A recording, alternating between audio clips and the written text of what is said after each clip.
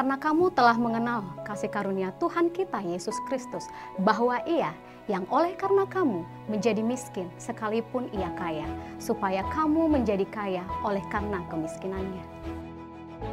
Seorang teolog Karl Barth mengatakan bahwa justru dalam penderitaan yang paling dalam, kesepian yang paling sendirian, kematian yang paling mengerikan, dalam keadaan kerendahan dan kehinaan yang diterima oleh Yesus Kristus, kita bisa melihat kemuliaan Allah yang paling tinggi, kasih Allah yang paling luar biasa, dan kuasa Allah yang paling kuat dinyatakan.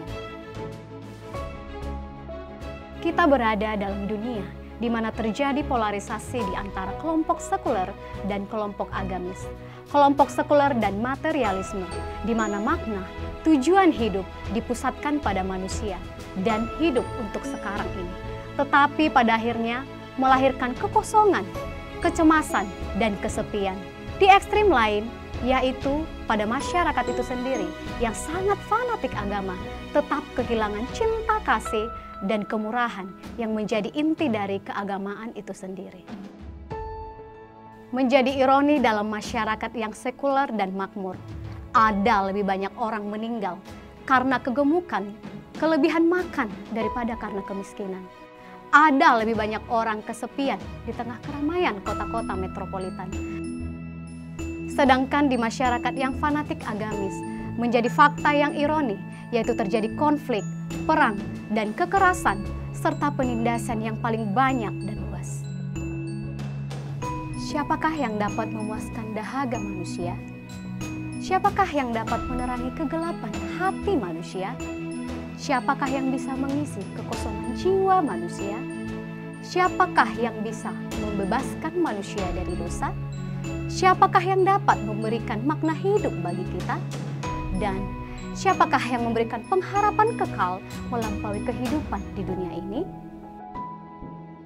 Ini berbicara mengenai satu konsep, bukan satu dogma agama, bukan rangkaian ritual, bukan juga hanya tindakan-tindakan kebaikan, tetapi satu pribadi yang melampaui manusia, tetapi juga menjadi sama dengan manusia dan merasakan pergumulan yang kita alami.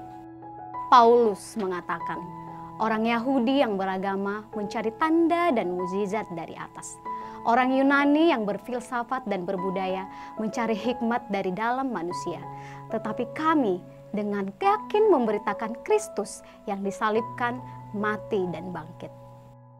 Dialah Sang Kristus yang kaya tetapi menjadi miskin karena kita, agar melalui kemiskinannya kita mengalami kekayaan di dalam Dia.